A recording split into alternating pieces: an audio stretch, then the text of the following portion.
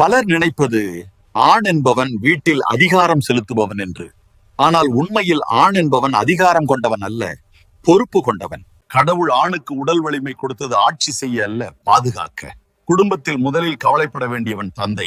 குழந்தை பயந்தால் அம்மாவை தேடும், ஆனால் குடும்பம் பயந்தால் அப்பாவை தேடும். ஆண் சம்பாதிப்பது பணம் மட்டும் அல்ல, அவன் குடும்பத்துக்கு பாதுகாப்பு, நம்பிக்கை, தைரியம் சம்பாதிக்க வேண்டும்.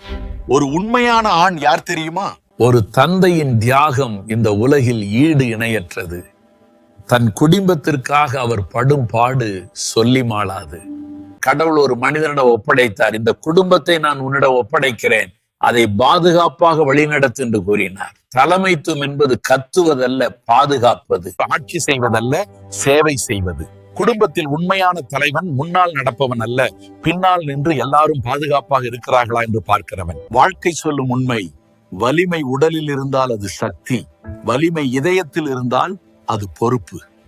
ஆகவே ஆண் என்றால் பயமுறுத்துபவன் அல்ல, அமைதியை உருவாக்குபவன்.